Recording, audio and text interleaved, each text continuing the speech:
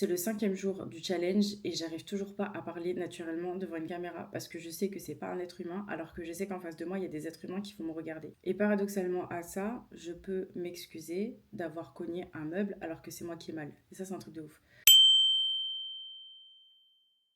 Salut à tous, j'espère que vous allez bien, je suis contente de vous retrouver pour ce 5e jour et donc à la moitié du challenge de la création de mon application. Il ne va pas s'agir de moi maintenant, il va s'agir de vous. Un peu l'occasion de vous dire merci. Comme c'est la 5e vidéo, on peut commencer à prendre du recul sur ce qui a été fait et je vois que mon projet et mes vidéos commencent à susciter un peu d'intérêt.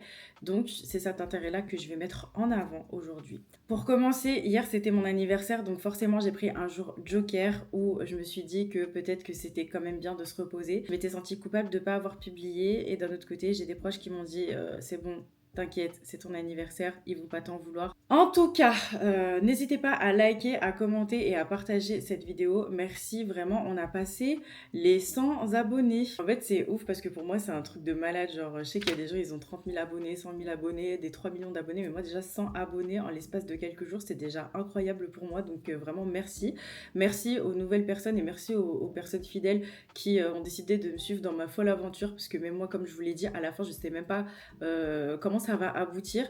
Tout ce que je sais, c'est que quand on commence tout seul et qu'il y a des gens qui voient que tu es en train de construire quelque chose, il y a forcément des gens qui veulent se greffer à l'aventure et c'est ce que je vais vous montrer ici dans cette vidéo d'ailleurs. Si ce genre de contenu vous intéresse, je vous invite à poursuivre la vidéo. Hier, c'était peut-être le jour de mon anniversaire, mais pour autant, j'ai pas chômé puisque je suis intervenue pour une école d'ingénieurs de 4e et de 5e année afin de parler de mon projet. Je vais vous mettre un peu de contexte.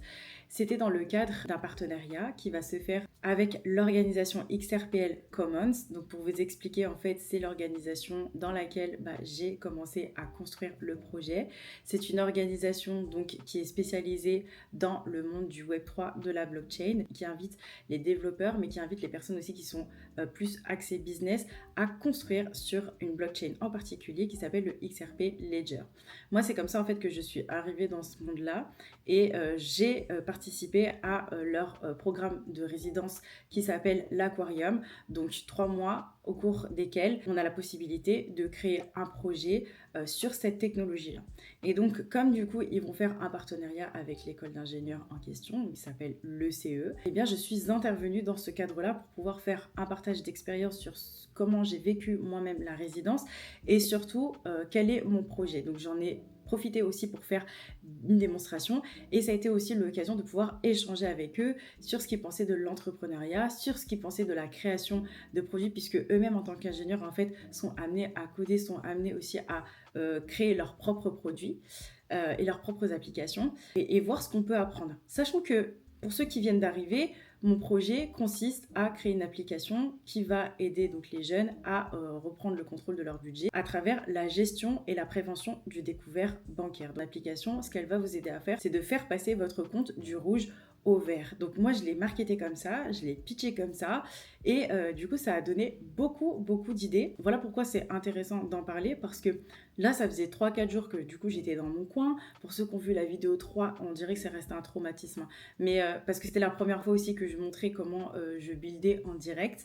Et donc, on commence tout seul, on galère un peu tout seul, etc. Il y a un moment donné où il faut sortir un peu de sa tanière, aller voir, donc aller commencer à rencontrer son marché. Et c'était l'objectif que je m'étais donné au cours de ces 10 jours aussi, pour voir comment est-ce qu'ils réagissent et ce dont ils ont réellement besoin. Je le répète et je le répète encore pour ceux qui viennent d'arriver, mais si vous commencez à construire votre application de votre côté sans connecter avec le marché, n'oubliez jamais que c'est le marché qui décide et que si vous ne répondez pas à leurs besoins, ils n'achèteront jamais. Même si le design est super beau, même si l'appli elle est super belle, pourquoi est-ce qu'ils resteraient alors que ça ne répond pas du tout à leurs besoins? Et il y a une chose aussi qu'il faut retenir, c'est que parfois on se met à penser à la place de nos clients potentiels, à la place de notre marché cible et finalement sur le terrain, quand on pose les questions, on se rend compte que ce n'est pas de ça dont il s'agit. Donc c'est pour ça que c'est toujours intéressant de pouvoir interagir avec eux et quand on me donne la chance de le faire, forcément je la saisis à chaque fois pour voir et pour me confronter constamment à ce qui est pertinent de faire ou non. Et là, j'ai fait une découverte. En commençant à pitcher mon projet, en leur expliquant ce que j'étais en train de faire, en leur expliquant en quoi consiste ma chaîne YouTube, je me suis aperçue d'une chose, c'est qu'il s'agit d'étudiants qui sont en 4e, voire en 5e année d'école. Ça veut dire que potentiellement après, ils vont être diplômés et donc ce sont ces jeunes actifs qui vont arriver dans le marché du travail. Moi, je parle d'éducation financière. Je vous aide à passer votre compte du rouge au vert. Mais du coup, qu'est-ce qui se passe quand on arrive dans le monde du travail? Eh bien, on reçoit un salaire. Et donc, qu'est-ce qui se passe quand on reçoit un salaire? Eh bien, on a ce qu'on appelle une fiche de paye. Et en fait, c'est tellement simple. Vous voyez, c'est des trucs comme ça qui sont tellement évidents, mais finalement, on a besoin du marché pour nous dire les choses telles qu'elles sont. Et donc, avec cette fiche de paie, qu'est-ce qu'il y a? Il y a des lignes. Il y a des lignes qu'on ne comprend pas. Et voilà ce qu'on m'a demandé lors de l'intervention, c'est est-ce que votre application, elle pourra aussi aider à comprendre les lignes de la fiche de paye? Est-ce que l'application pourra aussi nous aider, pourquoi pas, à comprendre ce que c'est qu'une fiche d'impôt? Pour beaucoup, ils ont vu leurs parents galérer aussi à comprendre s'ils étaient payés ou non à leur juste valeur et si justement ils remplissaient les bonnes cases d'impôt. Pour avoir été conseillère en gestion de patrimoine, même pour les personnes les plus aisées financièrement, certains ne savent pas du tout où remplir, quoi remplir, dans quelle case, sachant qu'ils avaient beaucoup de placements immobiliers. Nous-mêmes, on a reçu une formation à l'époque pour nous dire, voilà, c'est la case numéro CERFA, numéro 3519, parce que du coup, vous avez votre LMNP, location meublée non professionnelle, etc. C'est là que vous allez mettre votre montant. Surtout, n'oubliez pas, l'onglet, c'est hyper compliqué. J'ai l'impression qu'on parle du formulaire 438 des 12 travaux d'Astérix. Et en fait, c'est ce qu'ils m'ont expliqué. Donc, je commence à l'intégrer parce que je me dis, mais c'est logique, c'est naturel. Ils veulent comprendre à quoi servent leurs lignes dans les fiches de paye et comment remplir sa fiche d'impôt correctement, ce qui est tout à fait normal. Donc en fait, ça c'est un truc, je suis très contente et très reconnaissante d'avoir fait cette conférence-là. Déjà, ça m'a permis de connecter et en plus, potentiellement, il y a peut-être des personnes qui vont aussi m'aider à construire l'application, puisque ça, j'y arrive tout de suite. Il y a déjà des personnes aussi qui sont curieux de voir ce que je fais avant de rentrer en contact avec moi, ce qui est tout à fait normal. Donc très très contente parce que rien que pour cette information-là, en fait, je me suis dit, j'ai quand même bien fait travailler le jour de mon anniversaire, ça c'est cool. Si j'avais pas fait cette intervention-là, peut-être que je serais passée à côté de cette information. Donc ça, c'est top. J'ai fait également une autre découverte quand je suis partie sur le terrain à ce moment-là. Il se trouve que dans leur compte bancaire, parfois, ils ont des prélèvements, mais ne se rappellent plus du tout de quoi il s'agit réellement. Pourquoi? Parce qu'à droite, quand ils ont leur montant, à gauche, quand ils lisent le libellé, ils se rendent compte qu'il ne s'agit pas forcément de l'institution en question. Et je pense que ça vous est déjà arrivé aussi. Des fois, vous voyez des noms de technologies, vous êtes là genre ScalePay, ouais mais ScalePay ScalePay, ok, super. Klarna, ok, d'accord, cool. Mais ça vient d'où? Est-ce que c'est parce que j'ai fait du shopping, parce que j'ai fait une commande X ou Y boutique de e-commerce? Et en fait, ils ont du mal à savoir d'où proviennent leurs prélèvements. Ils savent qu'ils ont payé quelque chose, mais ils savent plus où, parce qu'en fait, le nom du libellé en question, il ne correspond pas forcément au nom de la boutique ou au nom de l'institution dans laquelle ils ont fait le paiement. Il faut vraiment que je m'habitue à parler à la caméra comme si c'était un pote. Vraiment, c'est définitif. Ensuite, il y a des personnes qui sont venues me contacter sur LinkedIn. Soit ils m'ont vu sur LinkedIn parce que je poste régulièrement toutes les vidéos que je fais, soit c'est parce que j'ai dû mettre le lien dans la description de mon YouTube. Et donc sur la base de ça, en fait, ils se sont connectés à moi. Je sais pas dans quel sens ça s'est passé, mais tout ce que je sais, c'est qu'ils ont pu visionner mes vidéos. Et donc forcément, j'ai reçu des messages que je vais vous lire et je vais tenter de réfléchir avec vous là-dessus, parce que même si de toute façon il y a de l'intérêt, il faut aussi réfléchir correctement à ce qu'on aimerait faire ou pas. Et j'ai également reçu des commentaires YouTube. Alors, les commentaires YouTube, vous les voyez tous. Je vais prendre de tous les messages LinkedIn et YouTube, je vais prendre les plus pertinents, mais c'est pour vous montrer qu'il y a déjà un intérêt et que ça mérite réflexion. Hello, peux-tu faire tes devs en live sur Twitch pour permettre à d'autres de dev avec toi? Mais franchement, je suis pas contre l'idée, bien au contraire, surtout qu'en plus c'est marrant, j'en parlais hier avec des proches en me disant que peut-être que je devrais me lancer sur Twitch, parce que finalement, je pense qu'en fait c'est dû à la vidéo 3. Bizarrement, c'est la vidéo que je déteste le plus, mais c'est la vidéo qui a suscité le plus d'intérêt, puisque en fait, comme je code en live, il y a peut-être des personnes qui ont pensé que j'étais en stream et tout.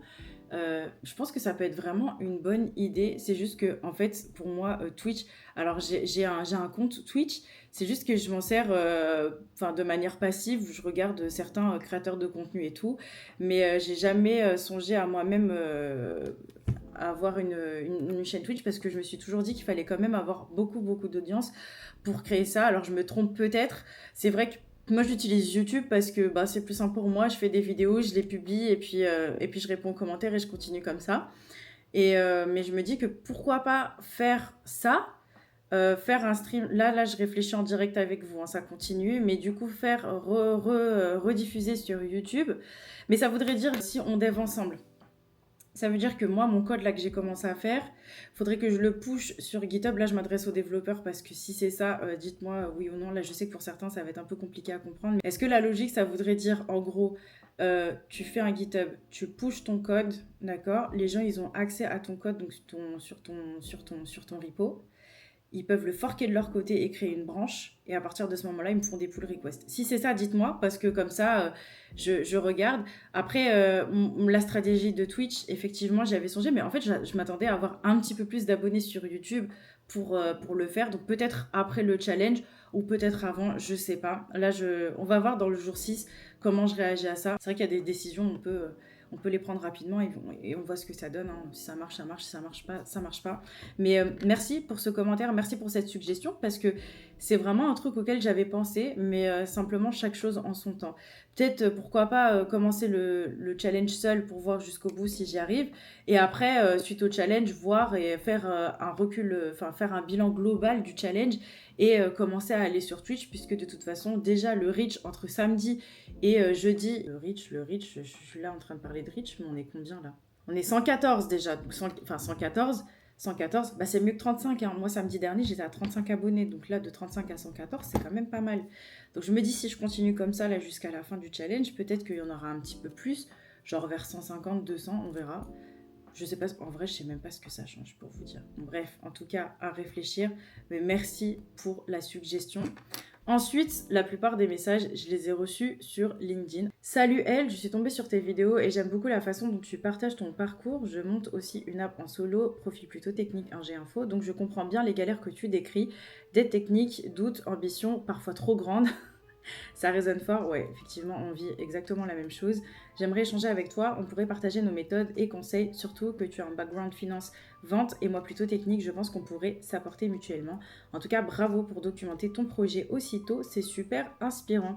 Bah, merci beaucoup. Moi, j'aurais voulu avoir ce genre de vidéo-là. Je suis en train de construire quelque chose pour me dire que c'est aussi possible de le faire et de me donner corps et âme à ce projet qui tient à cœur. Oui, avec grand plaisir en tout cas, c'est toujours bien de créer des synergies, ressortir des choses très pertinentes. C'est vrai que je suis très sélective, il faut le savoir, dans mon entourage, même que ce soit au niveau pro qu'au niveau perso.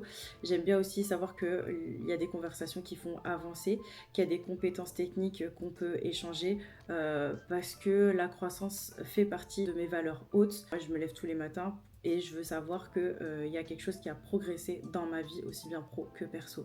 Donc là, vous voyez, je vous ai parlé du nombre d'abonnés. Typiquement, moi, c'est un KPI.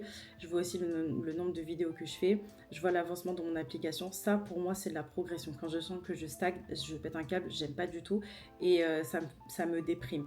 Donc oui, avec grand plaisir pour pouvoir apprendre de toi. Et s'il y en a d'autres que ça intéresse, pourquoi pas. De toute façon, la communauté, elle est en train de se créer. Donc je vois bien qu'il y a quelque chose qui se fait. Donc il faut continuer. Alors ça, c'est vraiment le message. Vous voyez vraiment la taille du message. Vous vous dites ok. Parce qu'en fait, j'adore. En fait, il a commencé par bonjour. J'ai pris le temps de regarder chacune de tes vidéos et vu que tu galères, je vais me permettre de te donner quelques lignes directrices de travail pour te permettre d'avancer plus vite. Voilà, ça, au début, ça peut faire bizarre. Hein. Moi, je sais que j'ai l'habitude aussi. Et je pense qu'on attire qui on est. Hein. Parce que moi, je suis un peu directive comme ça aussi. Quand je vois que la personne, elle galère, je passe pas par 4 chemins. En fait, il n'y a pas à paraphraser. C'est je vois que tu galères. Merci, au revoir. Je vais te donner en plusieurs points comment tu peux faire pour améliorer le truc.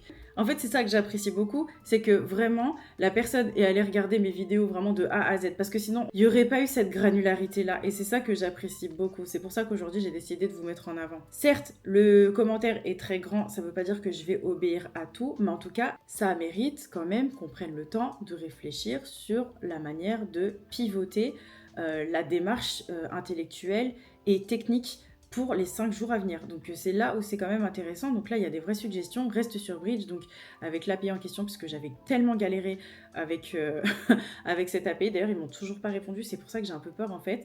Bon, bref, vu que le back-end en 2, c'est compliqué pour l'instant, crée-toi un dossier data. Génial, carré. Ensuite, va sur NeonDB, donc ça c'est vraiment, donc là ça va traiter de la base de données, donc, parce que comme vous l'avez vu pour certains les vidéos précédentes, j'utilise PostgreSQL. Ok, très bien, ça peut corriger tes requêtes, etc. 4, écrit des tests. Alors ça, oui, en fait, c'est super important. Moi, j'ai appris ça à l'école et c'est pour ça que je voulais me spécialiser en back-end parce que en fait, je me suis rendu compte que sans back-end, en fait, on ne peut pas faire grand-chose avec les projets web et applications parce que c'est là, en fait, on commence à écrire les tests unitaires. C'est ça qui va permettre de savoir où est-ce qu'on en est dans l'application et c'est ça qui va permettre aussi de tester la solidité de l'application et des fonctionnalités en elles-mêmes. Donc plutôt cool. Donc c'est bien parce que je suis en phase aussi avec ce qu'ils proposent. Après, 5, fais-toi un pipeline CI/CD simple en utilisant GitHub Actions. J'adore. Moi, c'est tac, tac. Il y a des étapes. Limite, je sais même pas si je vais suivre, mais exécute les tests. Voilà. Installe le package, formate le code, exécute les tests. Après, en 6, avant de coder le front, prends le temps de te renseigner sur l'approche Atomic Design, ok. Parce qu'en plus de ça, j'apprends encore et toujours grâce à vous, donc franchement, merci. Si tu as accès à la CLI d'Atlassian, tu peux créer un dossier maquette et tout, voilà. J'espère que j'ai pas été trop verbeux, bon courage pour la suite. Franchement, t'as pas du tout été verbeux, au contraire, je vois l'intention elle est pure. T'essayes de m'aider, donc forcément je vais relire et relire encore ton commentaire et voir comment est-ce que je peux l'intégrer dans ma méthodologie pour les 5 prochains jours, c'est clair et net. Prochain commentaire, donc hello, j'ai découvert votre projet sur YouTube et il m'intéresse beaucoup. Je suis développeur spécialisé en TypeScript. Ah ouais, ça, très fort, parce que TypeScript aussi, là, je commence à regarder un peu. Et en termes d'extension pour JavaScript, c'est important. Pour avoir des applications robustes, c'est plutôt pas mal. Un peu contraignant, parce que voilà, chaque type et tout, c'est chiant. Mais pour le coup, au moins, on sait que l'application est robuste. Et je pense pouvoir apporter une vraie valeur sur le plan technique. Si vous recherchez un collaborateur, un CTO ou même un associé, je serai ravie d'en discuter avec vous. Bien sûr que la question se pose, bien sûr que j'allais pas être toute seule. Alors après, à voir pour là, vu qu'on est à la moitié du challenge, mais c'est sûr que c'est des questions que je me pose, puisque c'est même des questions qu'on m'a déjà posées. Est-ce que tu vas avoir un associé? Bien sûr que oui, déjà d'un point de vue juridique pour pouvoir diversifier les risques, mais surtout quel type d'associé, parce que moi typiquement, certes, j'apprends, j'estime que voilà, il y a des gens qui sont meilleurs développeurs que moi, donc c'est sûr que je vais leur déléguer pour commencer. J'aimerais beaucoup me focaliser sur la stratégie du business, c'est un de mes pôles préférés, quitte à déléguer à un CTO, mais oui, effectivement, quoi. Après, à voir, puisque j'avais parlé de Web3, est-ce que je vais aller dans le cadre du Web3, est-ce que mon associé, il sera plus côté Web3, ou est-ce qu'il sera plus du côté technique? Mais moi, je sais déjà que mon associé, il va être dans la dimension technique. Donc effectivement que j'y pense. Et donc merci pour ton commentaire. Et d'ailleurs je vais y répondre parce qu'en fait je viens juste de le voir, mais c'est juste qu'il fallait que je tourne la vidéo parce que sinon elle allait jamais sortir. Vraiment je serais ravie d'en discuter. Après il y a d'autres commentaires que j'ai pas mis, mais on me propose également des plateformes qui me permettent de builder rapidement mon application. Bon, moi j'aime... Enfin, oui, je suis d'accord avec ça. Pour vous expliquer d'ailleurs, moi quand j'ai commencé cette application au départ, avant de la reprendre depuis le début, j'avais utilisé une intelligence artificielle qui s'appelle Bolt et qui permet de créer des prototypes. Sauf que moi, j'ai pas envie d'arriver à l'état de prototype de suite, même s'ils intègrent leur base de données avec Supabase et tout. J'ai vraiment envie de faire le truc avec des stacks comme il faut parce que je sais que j'ai envie d'engager des développeurs derrière. Parce qu'en fait, il y a un truc que j'ai découvert aussi qui m'a un peu saoulée avec Bolt, c'est que quand on écrit des prompts, à savoir, je parle même pas de back-end, là je vous parle juste de front, de l'interface que vous trouvez super jolie, etc. Là je vais vous montrer un peu, je vais vous remontrer un peu à quoi ressemblait BeWise, donc le nom de mon application d'abord. Mais ce qui est chiant avec ça, c'est que quand j'ai re-regardé les codes, il y avait des fonctionnalités qui n'existaient plus, mais qui étaient encore dans le code. Il y avait 1120 lignes de code, enfin il y avait des choses qui n'étaient pas forcément bien refactorées. Pourquoi? Parce que tout simplement, parce que de prompt sur prompt, en fait, il va que ajouter le code. Il ne va pas supprimer les composantes ni les fonctionnalités qui n'existent plus. Donc du coup, je me suis retrouvée avec un code super confus. C'est-à-dire que moi, à la fin, j'ai eu la flemme de reprendre tout ça. Et c'est pour ça que je veux reprendre depuis zéro. C'est d'ailleurs aussi l'objet de ma paralysie, voire de mon inaction pendant des semaines. Parce que je suis arrivée à un niveau où ça m'avait complètement saoulée. Genre, je reprends comment? Enfin, c'est un gros bordel. J'ai donc préféré reprendre tout à zéro, propre. Et au moins que je puisse expliquer, voilà, là, typiquement, voilà, il y a le commentaire d'un futur CTO peut-être, qu'on ne sait pas, mais pouvoir lui expliquer ce que j'ai fait au niveau de l'architecture, et ça, pour le coup, c'est vraiment plaisant, quoi. C'est plaisant, ça crée de la relation, ça permet des vraies collaborations, des créations d'opportunités. En tout cas, c'est comme ça que je vois les choses. Sachez qu'il y a d'autres commentaires aussi pour m'envoyer de la force, donc merci à vous. Il y a un commentaire aussi que j'ai apprécié qui m'avait dit que c'était trop petit au niveau de l'écran quand je montrais mon code, donc je vais essayer de trouver ça parce que ça c'est le next goal, parce que vous pensez bien, je fais pas que coder mais je fais aussi les montages vidéo. Donc là pour l'instant c'est en mode madame bricolage, ça va, je vais m'améliorer au cours du temps, ça va le faire, mais effectivement je vais travailler là-dessus parce que si ça vous paraît inconfortable, c'est pas cool pour les prochaines vidéos. Donc merci beaucoup en tout cas. J'espère que vous avez apprécié ce format de vidéo. On va se retrouver donc demain au jour 6, voir comment est-ce que ces réflexions elles ont mûri, sachant que je lâche pas, et de toute façon il y aura forcément un avancement du jour au lendemain. Dans tous les cas, continuez à supporter cette chaîne. N'hésitez pas non plus à la partager si vous trouvez que c'est pertinent pour quelqu'un qui devrait regarder cette chaîne là. On continue comme ça, merci beaucoup et on se retrouve à demain. Bye.